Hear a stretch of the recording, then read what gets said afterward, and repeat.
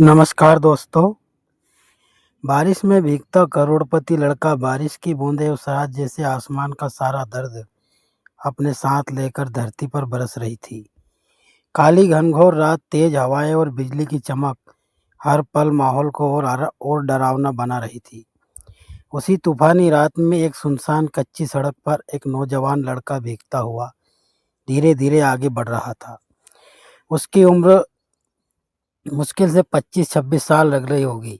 चेहरे पर रोब था, महंगे कपड़े, कलाई में चमचमाती घड़ी, गले में मोटी सोने की चेन, लेकिन उस वक्त उसकी हालत किसी बेसहारा इंसान से भी बदतर थी।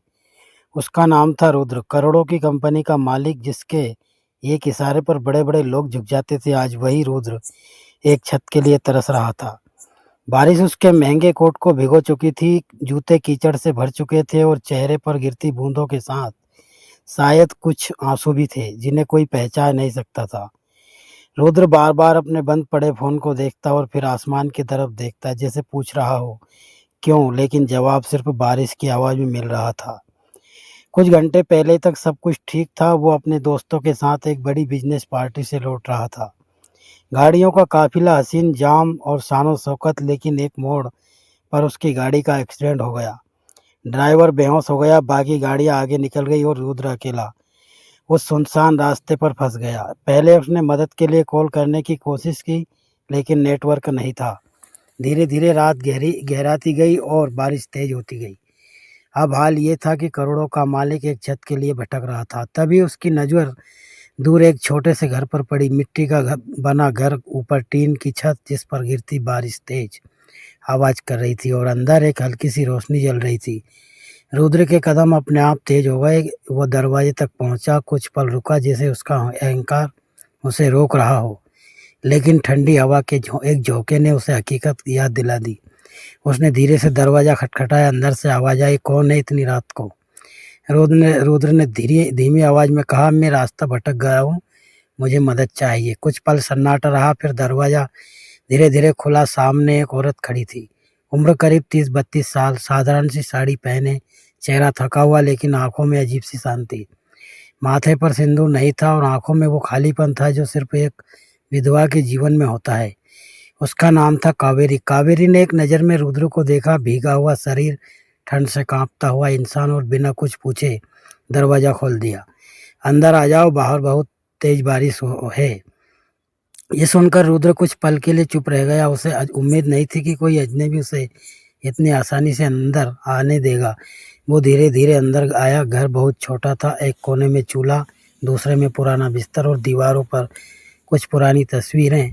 हर चीज में गरीबी साफ झलक रही थी, लेकिन उस घर में एक अलग ही गर्माहट थी। कावेरी ने तुरंत एक सूखा कपड़ा उठाकर उसकी तरफ बढ़ाया।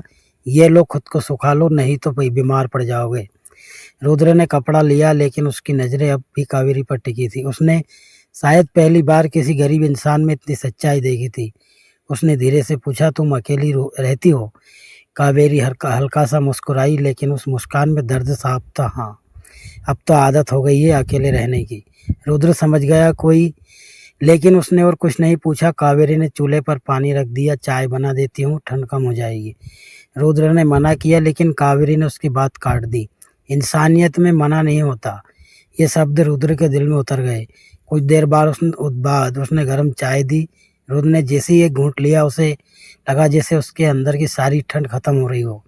बाहर बारिश अभी भी तेज थी, लेकिन अंदर एक अजीब सी शांति थी। रुद्र ने धीरे से पूछा, अगर मैं आज रात यहीं रुक जाऊं तो? कावेरी ने बिना सोचे जवाब दिया, ये घर छोटा है, लेकिन दिल छोटा नहीं है। जितनी जगह है उतनी तुम्हारी भी है। रुद्र ने पहली बार सुकून की सांस ली और वही रुकने का फैसला कर लिया। लेकिन उसे नहीं पता था कि एक रात उसकी पूरी जिंदगी बदलने वाली है, और कावेरी के दिल में छुपा हुआ दर्द भी आज सामने आने वाला था। बाहर बारिश लगातार बरस रही थी और टीन की छत पर गिरती बूंदों की आवाज़ जैसे किसी अधूरी कहानी का संगीत बन गई थी। छोटे से उस घर के अंदर रुद्र एक कोने में बैठा था, हाथ में चाय का कप और आंखों में अजीब सा सुकून। जिंदगी में पहली बार उसे ऐसा लग रहा था कि वो किसी ऐसी जगह पर बैठा है जहाँ कोई उसे उसके पैसे या नाम से नहीं, बल्कि एक इंसान के रूप में देख रहा है। कावेरी चूल्हे के पास बैठी रोटी सेक रही थी। उसके चेहरे पर हल्की सी थकान थी, लेकिन उसके हाथों की हर हरकत में अपनापन झलक रहा था। रुद्र बार-बार उसे देखता और फिर नज़रें झुका लेता, जैसे वो खुद को समझ नहीं पा रहा था कि आखिर इस अनजान औरत में ऐसा क्या है जो उसे इतना सुकून दे रहा है। कावेरी ने रोटी बनाकर उसकी तरफ बढ़ाई, थोड़ा खा लो, भूखे लग रहे हो। रुद्र ने पहले मना करना चाहा, लेकिन फिर बिना कुछ कहे रोटी ले ली। जैसे ही उसने पहला और कोर खाया, उसे एहसास हुआ कि ये सिर्फ खाना नहीं है, ये किसी के दिल का हिस्सा है। इतने सालों में उसने हजारों महंगे होटलों में खाना खाया था, लेकिन ऐसा स्वाद उसे कभी महसूस नहीं हुआ था। कुछ देर दोनों चुपचाप बैठे रहे, सिर्फ बारिश की आवाज़ और चूल्हे की रेलती लकड़ियों की चटक सुनाई दे रही थी। अचानक रुद्र ने पूछा, तुमने दरवाज़ा इतनी आसानी से क्यों खोल दिया? अगर मैं कोई गलत आदमी होता तो? कावेरी हल्का सा मुस्कुराई, इंसान की आंखें बहुत कुछ बता देती है और तुम्हारी आंखों में डर था, बुराई नहीं। ये सुनकर रुद्र चुप हो गया, शायद किसी ने पहली बार उसे इतनी गहराई से समझा था। थोड़ी देर बाद कावेरी दीवार पर टंगी एक तस्वीर के सामने जाकर खड़ी हो गई। तस्वीर में एक आदमी था, साधारण सा, लेकिन चेहरे पर सच्चाई साफ झलक रही थी। रुद्र ने पूछा, ये कौन है? कावेरी की आंखें भर आई, लेकिन उसने खुद को संभालते हुए कहा, मेरे पति थे। ये सुनकर रुद्र थोड़ा असहज हो गया। अब कहाँ है? कावेरी ने एक गहरी सांस ली। अब इस दुनिया में नहीं है, कुछ साल पहले एक हादसे में चले गए। उस दिन के बाद से ये घर, ये चूल्हा, ये ज़िंदगी सब अकेले ही संभाल रही हूँ। उसके शब्दों में दर्द था, लेकिन आवाज़ में मजबूती भी थी। रुद्र के दिल में एक अजीब सा दर्द उठा। उसे पहली बार एहसास हुआ कि ज़िंदगी सिर्फ पैसे से नहीं चलती, कुछ जख्म ऐसे होते हैं जो कभी नहीं भरते। उसने धीरे से कहा, सॉरी, मुझे नहीं पूछना चाहिए था। कावेरी ने सिर हिलाया, कोई बात नहीं, दर्द बांटने से हल्का हो जाता है। ये सुनकर रुद्र के अंदर कुछ टूट सा गया। उसे लगा जैसे वो भी अपने अंदर बहुत कुछ दबा कर बैठी है। अचानक उसने कहा, मेरे पास सब कुछ है, पैसा, नाम, शोहरत, लेकिन फिर भी मैं अंदर से खाली हूँ। कावेरी ने उसकी तरफ देखा। खालीपन पैसे से नहीं भरता, उसे भरने के लिए अपनापन चाहिए होता है।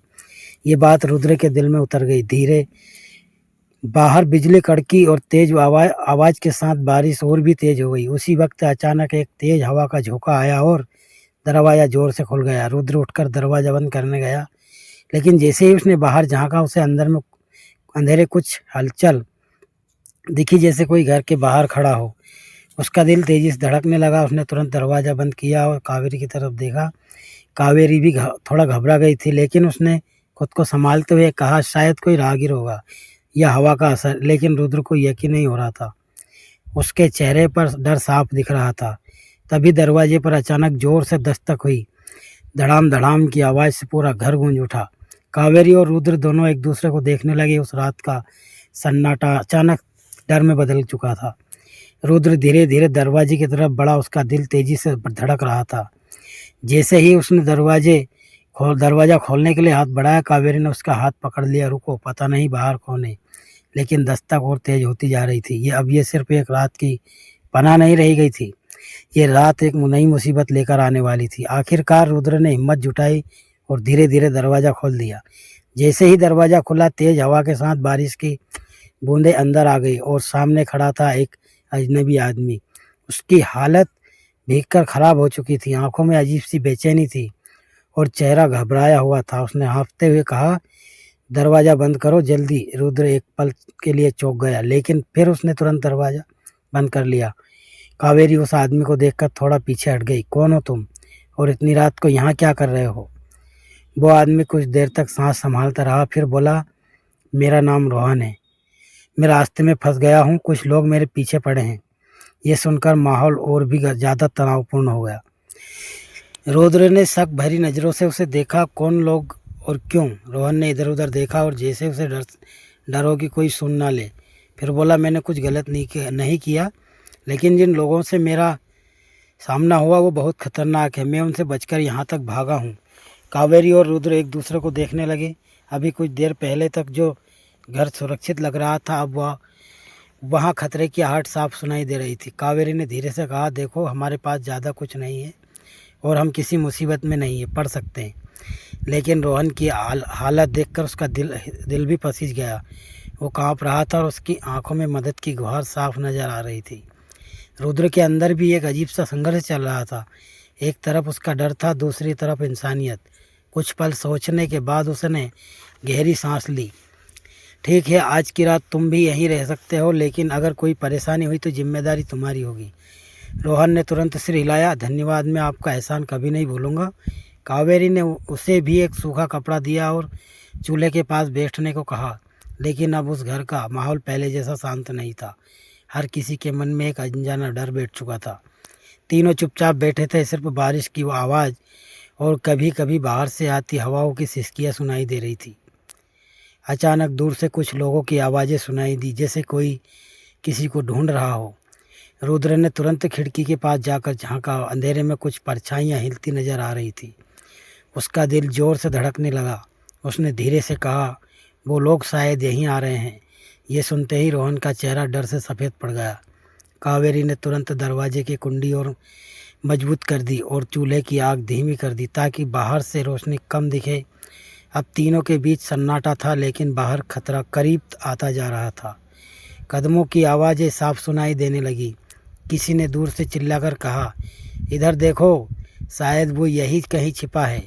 ये सुनते ही घर के अंदर बैठे तीनों लोगों की सांसें जैसे थम गई। रुद्र ने पहली बार जिंदगी में ऐसा डर महसूस किया था, जहाँ पैसे, ताकत और रुतबा किसी काम नहीं आ रहे थे। उसने कावेरी की तरफ देखा और धीमी आवाज़ में कहा, जो भी हो, अब हम साथ हैं। कावेरी ने उसकी तरफ देखा और हल्का सा सिर हिलाया। उस छोटे से घर में अब 3 अनजान लोग एक ही डर में बंध चुके थे। तभी अचानक घर के बाहर कदमों की आवाज़ रुक गई और दरवाजे के ठीक सामने किसी की परछाई दिखाई दी। उस रात का सन्नाटा अब तूफान बनने वाला था। दरवाजे के ठीक सामने खड़ी उस परछाई ने जैसे तीनों की सांसें रोक दी थी। बाहर बारिश अब भी लगातार बरस रही थी, लेकिन उस वक्त हर बूंद की आवाज़ भी धीमी लगने लगी थी, क्योंकि डर की आवाज़ उससे कहीं ज़्यादा तेज थी। रुद्र, कावेरी और रोहन तीनों बिना हिले वहीं खड़े थे।